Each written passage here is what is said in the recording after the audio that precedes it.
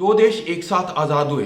दोनों की आज़ादी में केवल 24 घंटे का फासला था, लेकिन इनमें से एक देश आज की तारीख में दुनिया की 5th लार्जेस्ट इकोनॉमी है, आईटी इंडस्ट्री का सुपर पावर है और दुनिया की फार्मेसी है। ये कोई और नहीं बल्कि हमारा देश भारत है। तो वहीं दूसरी तरफ पाकिस्तान है, जिसकी इकोनॉमी वर्ल्ड इकोनॉमी में टॉप 10 में नहीं, टॉप 20 में नहीं, टॉप 40 में भी नहीं, बल्कि 44th नंबर पे आती है। ये अपने यहाँ पर फार्मेसी की नहीं बल्कि आतंकवाद की फैक्ट्री चलाता है। इसे अपनी रोजमर्रा की जरूरतों के लिए कभी अमेरिका पर तो कभी चाइना पर निर्भर रहना पड़ता है। ये कर्जदारों की जिंदगी बिता रहा है और धीरे धीरे अपने देश को और अपनी जमीन को गिरवी रखता जा रहा है। हाल ही में एक इंग्लिश न्यूज़पेपर में खबर निकल के आई कि Pakistan is on the verge of collapse. वहाँ की सेंट्रल बैंक ने सरकार को ये वार्निंग दी है कि जल्दी हालात नहीं सुधरे तो वहाँ की हालत भी श्रीलंका जैसी हो सकती है। पाकिस्तान में पेट्रोल और डीजल के दाम हद से ज्यादा बढ़ चुके हैं। वहाँ पर पेट्रोल के 1 लीटर के दाम 230 रुपए तक और डीजल के 1 लीटर के दाम 260 रुपए तक पहुंच चुके हैं। यहाँ तक के पाकिस्तानी रुपए में भी फ्री फॉल देखा जा चुका है। एक यूएस डॉलर की कीमत 232 रुपए के करीब तक पहुंच चुकी है। फॉरेन एक्सचेंज रिजर्व्स अपने क्रिटिकल लिमिट से नीचे जा चुके हैं। हायर इंपोर्ट्स और ना के बराबर एक्सपोर्ट्स की वजह से ट्रेड डेफिसिट बहुत ज्यादा बढ़ चुका है। पाकिस्तान के कई रूरल और अर्बन एरियाज में पावर आउटेजेस बढ़ते जा रहे हैं। इन सब का कारण है पाकिस्तान में बढ़ता हुआ पॉलिटिकल अनरेस्ट, एक्सटर्नल डेट और इन्फ्लेशन। पाकिस्तान का एक्सटर्नल डेट मतलब दूसरे देशों से लिया हुआ उधार जून 2021 में 86 बिलियन डॉलर का था, जो 9 महीने बाद बढ़कर मार्च 2022 तक 128 बिलियन डॉलर तक पहुंच गया। चलिए अब हम बात करते हैं पाकिस्तान की प्रेजेंट डे सिचुएशन पर। हाल ही में पाकिस्तान की सरकार ने अपने नागरिकों के लिए गाइडलाइन जारी करी। उनका एक मंत्री कहता है कि पाकिस्तान में चाय पीना बंद करो, हम लोग चाय इंपोर्ट करते हैं और अब इसके लिए पैसे नहीं है, तो या तो चाय पीना बंद कर दो या फिर एक कप चाय कम कर दो। लोगों से कहा गया है कि किसी भी शादी या समारोह में एक डिश कम बनाएं जिससे पैसे बच सकें। सरकारी कर्मचारियों को सैलरी देने तक के लिए पैसे नहीं है। व्यापारियों से कहा गया है कि वो फ्राइडेज को वर्क फ्रॉम होम करें जिससे पेट्रोल के पैसे बच सकें। स्ट्रीट लाइट्स को ऑल्टरनेट डेज पर जलाने के लिए कहा गया है जिससे बिजली बच सके। आखिर ऐसे कंगाल देश में इतनी ज्यादा फकीरी कहां से आई? आखिर किसी भी देश में ऐसे हालात क्यों पैदा होते हैं? इन सब चीजों के बारे में हम आज के वीडियो में बात करने वाले हैं। लेकिन आगे बढ़ने से पहले अगर आप इस चैनल पे नए हैं और अभी तक सब्सक्राइब नहीं किया तो कर लीजिए और बेल आइकन को दबाना ना भूलें।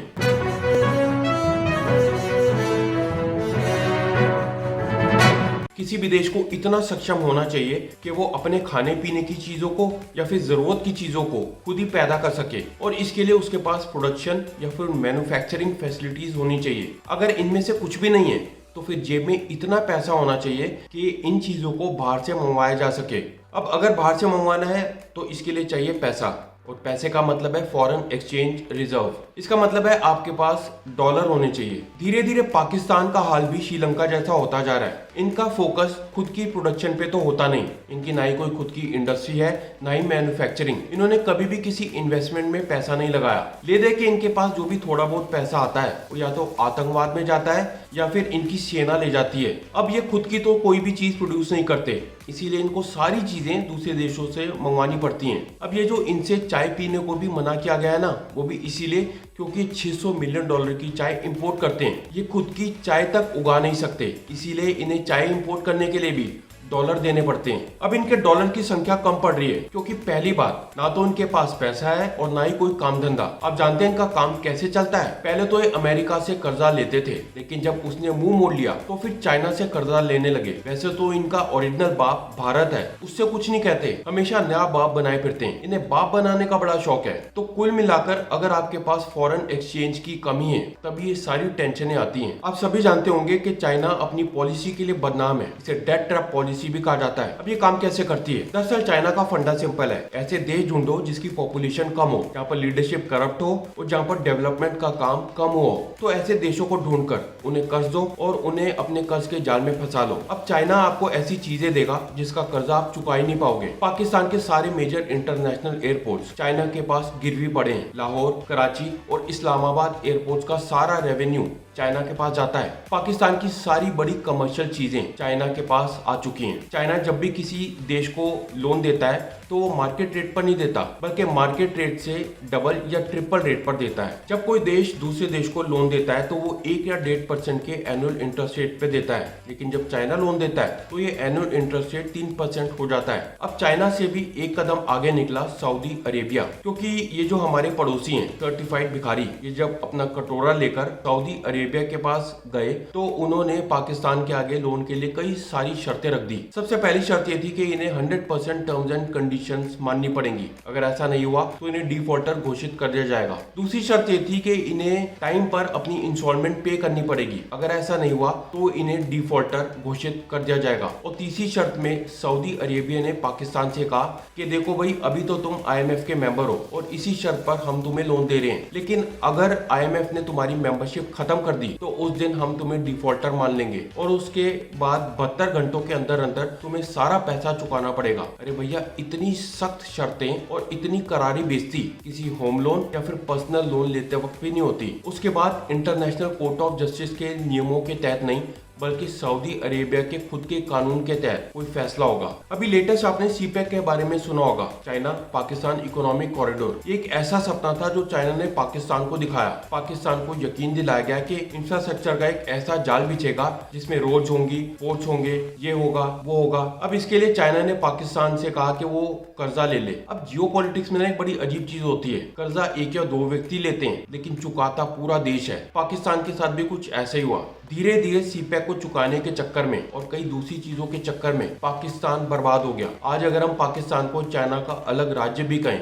तो इसमें कोई गलत बात नहीं होगी। अब सवाल उठता है कि क्या पाकिस्तान शुरू से ही ऐसा था? दरअसल बंटवारे के बाद पाकिस्तान भारत से भी तेज दौड़ रहा था। 80s के दशक में पाकिस्तान का पर कैपिटा इनकम भारत से भी ज्यादा था, लेकिन फिर इसके बाद इनका सारा फोकस कश्मीर पर चला गया। उसके बाद इनका ध्यान इसी में लगा रहता कि हमें कश्मीर करना है, हमें भारत से लड़ाई लड़नी है। जब जब पाकिस्तान डूबने लगता, अमेरिका इसे बचा लेता। अमेरिका कहता ये ले लो, पैसे ले लो, कर्जा ले लो, पैसे ले लो, कर्जा ले लो, और इस तरह से अमेरिका ने पाकिस्तान को जिंदा रखा। बाकी सभी देशों के पास सेना होती है, मगर पाकिस्तान में सेना के पास देश है। पाकिस्तान के बारे में एक बात फेमस है कि यहाँ पर आज तक किसी भी प्राइम मिनिस्टर ने अपना 5 साल का कार्यकाल आज तक पूरा नहीं किया। यहाँ पर हमेशा कोई ना कोई तख्ता पलट हो जाता है। पाकिस्तान में वही प्राइम मिनिस्टर बनता है जिसे सेना चुनती है। यहाँ पर सभी बिजनेसेस में सेना का हाथ है। पाकिस्तान का जो भी बजट होता है, जो भी उसे टैक्स रेवेन्यू आता है, उसका एक बड़ा हिस्सा सेना ले जाती है, जिससे वो आतंकवादियों को ट्रेन करती है। और इसी वजह से पाकिस्तान को अपनी जरूरतों के लिए, खाने पीने के सामान के लिए, चाय के लिए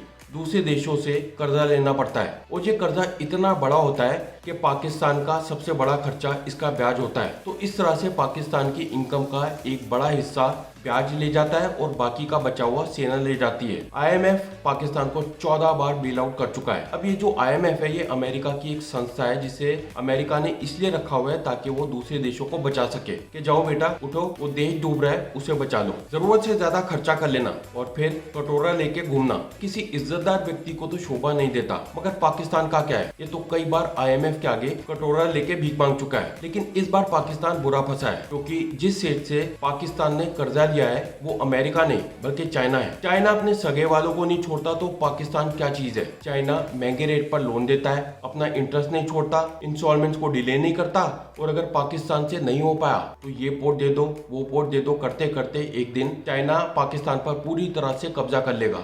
कसूर पाकिस्तान का भी नहीं है। एक्चुअली में ना ये लोग गवार हैं, अनएजुकेटेड लोग हैं। पाकिस्तान में लिटरेसी रेट 58% है। इसका मतलब है 42% लोग पाकिस्तान के इलिटरेट हैं, उन्हें पढ़ना लिखना बिल्कुल भी नहीं आता। जो भी इनका बाप अमेरिका इनसे कहता है वो ये लोग करते हैं, जो भी इनका नया बाप चाइना इनसे कहता है वो ये लोग करते हैं। अनएम्प्लॉयमेंट अपने चरम पे है, गरीबी अपने चरम पे है। पूरी दुनिया में पाकिस्तान को आतंकवाद की फैक्ट्री माना जाता है। हमारे देश में हम लोग FDI की बातें करते हैं, FIIs की बातें करते हैं, मगर पाकिस्तान से इन्वेस्टर्स कोसों दूर रहते हैं। इसकी एक वजह यह है कि इंटरनेशनल एजेंसीज पाकिस्तान को हमेशा से लो रेटिंग देती हैं। FATF या फिर financial action task force Pakistan को हमेशा ग्रे लिस्ट में रखता है। इसके अलावा पाकिस्तान के कराची स्टॉक एक्सचेंज की टॉप 10 कंपनीज के मार्केट कैप को अगर मिला दिया जाए तो वो हमारे TCS के मार्केट कैप से भी कम है। पाकिस्तान का जीडीपी इतना कम है कि हमारे देश के अगर टॉप 10 बिजनेसमैन मिलकर चाहें तो पाकिस्तान को खरीद सकते हैं। इतना कम जीडीपी है पाकिस्तान का। तो पाकिस्तान की जेब में ना तो पैसे हैं और वो हर ऑर्गेनाइजेशन से लोन ले चुका है। इसके बावजूद भी वो हमें घूरता है। पाकिस्तान उस लड़के की तरह है जिसके पास हर बैंक का क्रेडिट कार्ड है। ये पुराने लोन को चुकाता है नए क्रेडिट कार्ड से लोन लेकर। अगर हम बात करें फॉरेन एक्सचेंज रिजर्व की, तो भारत का फॉरेन एक्सचेंज $600 बिलियन का है। वहीं हमारे बेटे पाकिस्तान का फॉरेन एक्सचेंज सिर्फ $10 बिलियन का है और हमारे पोते मतलब बांग्लादेश का फॉरेन एक्सचेंज $42 बिलियन का है। इसका मतलब है उसके बाप पाकिस्तान से 4 गुना ज्यादा। तो ये कहीं ना कहीं पाकिस्तान के लिए शर्म से डूब मरने वाली बात है। पाकिस्तान के ऊपर बहुत सारा कर्जा चढ़ चुका है। उनका जो एक्सटर्नल डेट है उनके जीडीपी के 70% है।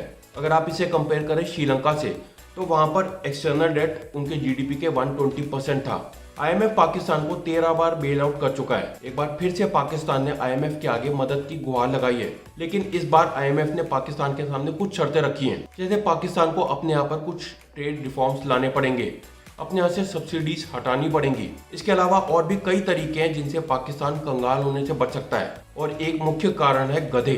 जी हाँ दोस्तों, आपने सही सुना, गधे पाकिस्तान को कंगाल होने से बचा सकते हैं। दरअसल बात यह है कि पाकिस्तान में डोंकी पॉपुलेशन पूरी दुनिया में तीसरे नंबर पे आती है और चाइना में डोंकीज की स्किन से दवाइयां बनती हैं। अब हुआ यह है कि 1992 के बाद से अब तक चाइना में डोंकी पॉपुलेशन 72% तक गिर चुकी है।